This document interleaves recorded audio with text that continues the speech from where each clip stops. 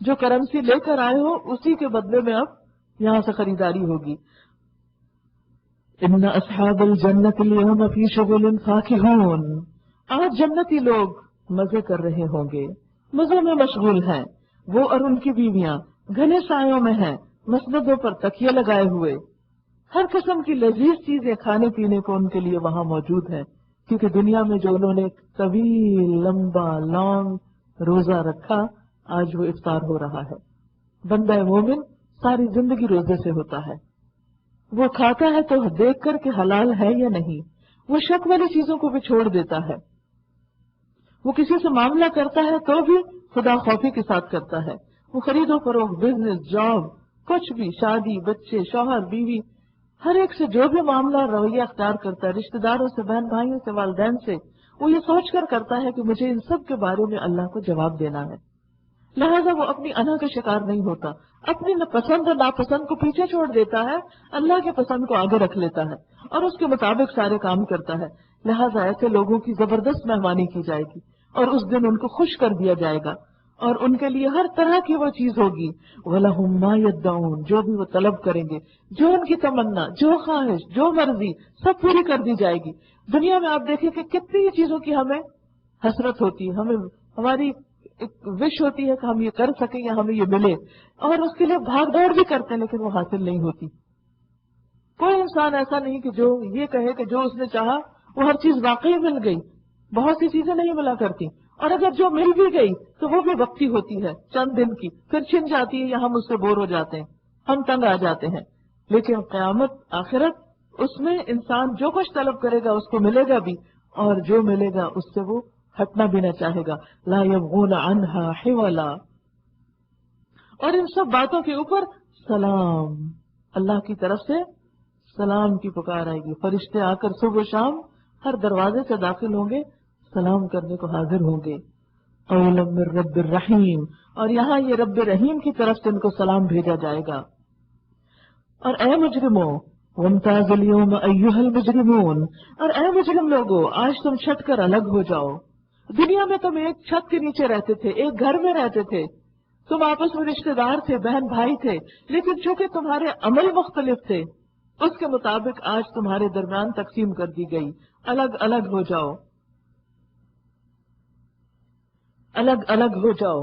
آدم کے بچوں، کیا میں نے تم کو ہدایت نہ کی تھی کہ شیطان کی بندگی نہ کرو، شیطان کے پیچھے نہ چلو، وہ تمہارا کھلا دشمن ہے، اور میری ہی بندگی کرو، میری ہی عبادت کرو، یہ سیدھا راستہ ہے. مگر اس کے باوجود اس نے تم میں سے ایک گروہ کثیر کو گمراہ کر دیا، وہ اپنے ساتھ لے گیا تم کو. کیا تم عقل نہیں رکھتے تھے؟ تمہیں سمجھ نہیں آئی تھی کہ تم دشمن کی بات مان رہے ہو؟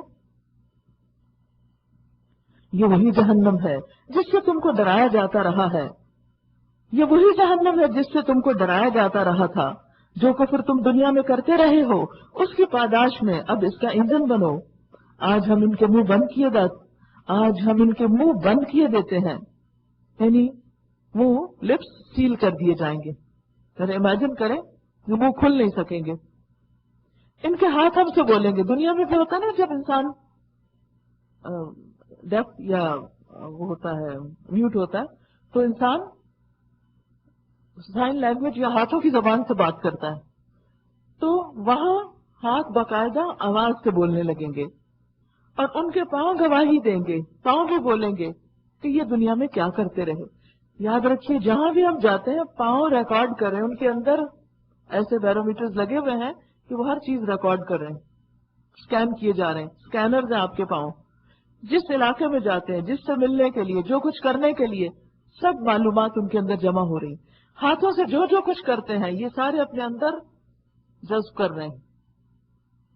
اور اب تو یہ بات کافی ریسرچ کے بعد پروو کی جا رہی ہے کہ سب سے بیسٹ ریکارڈر انسان کی اپنی سکن ہے، کہ انسان جو بولتا ہے وہ یہی ریکارڈ ہو جاتا ہے، اور جو کچھ کرتا ہے ہاتھ سب کچھ دیکھتے ہیں، وہ سب اپنے اندر ریکارڈ کریں.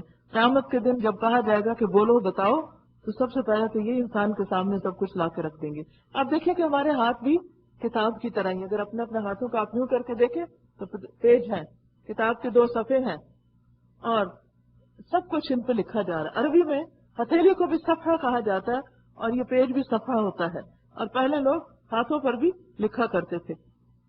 تو بات یہ ہے کہ یہ کتاب، ہاتھ کی کتاب، یہ بولنے لگے گی. اور یہ ساری تصویریں جیسے آئی پیڈ ہوتا ہے تو ہاتھ جتنی ہتھیلی جتنا ہی ہوتا ہے، اور آپ دیکھیں کہ اس کے اوپر ہر طرح کی چیزیں، ساؤنڈ فائل بھی ہوتی ہے، پکچرز بھی ہوتی ہیں، ریٹن بھی چیزیں ہوتی ہیں، اور آپ کوئی بھی بٹن پریس کر دیں تو وہ آپ کو اس کے اندر ایک بہت بڑی میموری ہوتی ہے کہ جس سے سب کچھ وہ نکال کر باہر رکھ دیتا ہے جو بھی چاہیے. تو قیامت کے دن انسانوں کے ہاتھوں میں یہ سارے اکوپمنٹس ہوں گے جو ایک کے بعد ایک بولنا شروع کر دے گا، اور انسان اس وقت کس قدر شرمندہ ہوگا. آپ دیکھیں اگر آپ کبھی کوئی بات کر رہے ہیں تو کوئی شخص آپ کو جھٹلا دے بیچ میں، آپ کا بچہ بیچ میں بول پڑے نہیں اماں ایسا نہیں تھا. مہمانوں کے سامنے بعض اوقات ایسا ہوتا نا کہ آپ کوئی بات کر رہے تھے تو بچہ کہتا نہیں ایسا تو نہیں ہوا تھا. کس قدر شرمندگی ہوتی ہے، حالانکہ سب کو پتہ ہے یہ بچہ ہے، ناسمجھ ہے، اس کی بات کا کیا اعتبار، لیکن پھر بھی انسان امبیرس فیل کرتا ہے. کہاں قیامت کے دن انسان کا اپنا حصہ جسم کا، بچے تو دوسرا ہو جاتے ہیں نا، یہ اپنے جسم کا حصہ وہ بولنا شروع کر دے گا اور پاؤں بولنے لگیں گے. پھر انسان کس چیز کو جھٹلا سکے گا کہ میں نے نہیں کیا، کسی بھی چیز کو نہیں. وَلَوْ نَشَاءُ لَطَمَسْنَا عَلَىٰ أَعْيُنِهِمْ، ہم چاہیں تو ان کی آنکھیں موند دیں، پھر یہ راستے کی طرف لپک کر دیکھیں، کہاں سے انہیں راستہ سجھائی دے گا. ہم چاہیں تو انہیں ان کی جگہ پر ہی اس طرح مسک کر کے رکھ دیں کہ یہ نہ آگے چل سکے نہ پیچھے پلٹ سکے. پمپائی کی تصویریں آپ نے دیکھی ہوں گی جو پیرس نیشنز میں بکس میں استعمال ہوئی ہیں. آپ نے دیکھا ہوگا کہ لوگوں کے مختلف پوسچرز ہیں اور وہیں پر وہ پتھر ہو گئے. جس طرح کا کوئی عذاب آیا اس نے اسی حال میں، کوئی سو رہا ہے، کوئی سیدھا، کوئی الٹا، کوئی کیسے وہی کہ وہی کہ وہ اپنی جگہ سے ہل بھی نہیں سکے.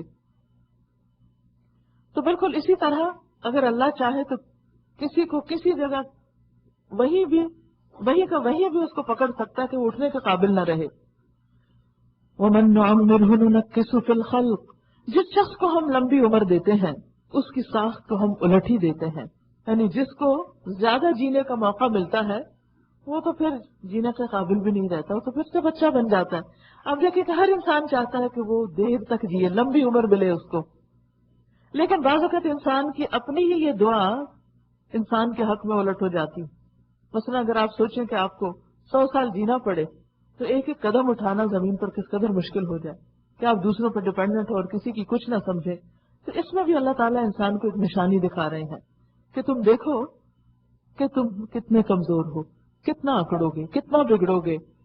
دو میں سے ایک چیز تو ہونی ہی ہونی ہے، یا تو موت تم کو اچک کے لے جائے گی یہاں سے، تم زیادہ دن یہ نافرمانیاں نہیں کر سکتے، یا پھر یہ کہ دنیا میں رہتے ہوئے لمبی عمر بھی رہے تو تمہاری حالت ایسی ہو جائے گی جیسے کوئی بچہ ہو کہ تمہیں خود اپنی ہوش نہ رہے گی.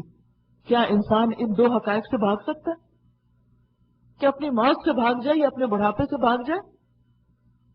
آپ جو مرضی کر لیں، جتنی چاہے ایکسرسائز کر لیں، جتنی چاہے اچھی ڈائٹ استعمال کر لیں، دنیا بھر کے نسخے استعمال کر لیں، لیکن بڑھاپے کا کوئی علاج نہیں.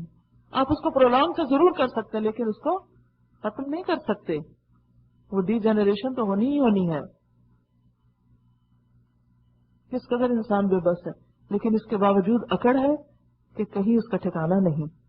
بندوں کے سامنے بھی اور اللہ کے سامنے بھی ہر جگہ صرف انسان اپنے نفس کا بندہ بنا ہوا ہے، اپنے نفس کو خدا بنایا ہوا ہے. اگر فکر ہے، پریشانی ہے تو صرف اپنی ذات کی، خواہشات ہے تو صرف اپنے لیے، آرام چاہتا ہے تو اپنے لیے، فائدے چاہتا ہے تو اپنے لیے، خود غرضی انتہا درجے کی. کیا یہ حالات دیکھ کر انہیں عقل نہیں آتی؟ سمجھتے نہیں کہ وہ کتنے بے بس ہیں؟ وَمَا عَلَّمْنَاهُ الشَّعْرَ وَمَا يَنبَغِي لَهُ، ہم نے اس نبی کو شعر نہیں سکھایا اور نہ شاعری اس کو زور دیتی ہے. یہ قرآن شاعری نہیں، کوئی سانگ نہیں، کوئی پوئٹری نہیں، یہ تو ایک نصیحت ہے اور صاف پڑھی جانے والی کتاب، تاکہ وہ ہر اس شخص کو خبردار کر دے جو زندہ ہو، جس کا دل زندہ ہو، جو اس سے نصیحت پکڑے اور انکار کرنے والوں پر حجت قائم ہو جائے. کیا یہ لوگ دیکھتے نہیں ہیں کہ ہم نے اپنے ہاتھوں کی بنائی ہوئی چیزوں میں سے ان کے لیے مویشی پیدا کیے اور اب یہ ان کے مالک ہیں؟ یعنی بھینس گائے کو کس نے بنایا؟ اللہ نے، اور اس نے اسے ہمارے اختیار میں کر دیا کہ ہم فائدہ اٹھائیں. پوری فیکٹریاں ہیں، ایک گائے جو ہے پوری فیکٹری کا کام کرتی ہے. یعنی کس طرح وہ کیا کھاتی ہے اور کیا آپ کے لیے دودھ کی شکل میں نکال کے لاتی ہے، اللہ کی قدرت کی نشانی. اسی جسم میں خون بھی بنتا ہے اسی جسم میں اس کا پیشاب بھی بنتا ہے اور اسی جسم میں دودھ بھی بنتا ہے. یہ 3 لکوڈ ہیں ایک گائے کے اندر. ان 3 کو سیپریٹ کون کرتا ہے؟ وہ کون ہے اندر جو یہ سارا کنٹرول کر رہا ہے سسٹم کہ دودھ اور خون کو آپس میں نہیں ملنا، دودھ اور پیشاب کو آپس میں نہیں ملنا، اور صاف ستھرا پاکیزہ لکوڈ جو ہے وہ ہماری غذا کے لیے ایک مکمل غذا کے طور پر اللہ ہم کو فراہم کرتا ہے. یہ کس نے بنایا؟ یہ کس نے ہمارے لیے نعمتیں عام کی؟ اسی نے جس کو ہم اللہ کے نام سے جانتے ہیں، اور اسی کا حق ہم پر سب سے زیادہ ہے.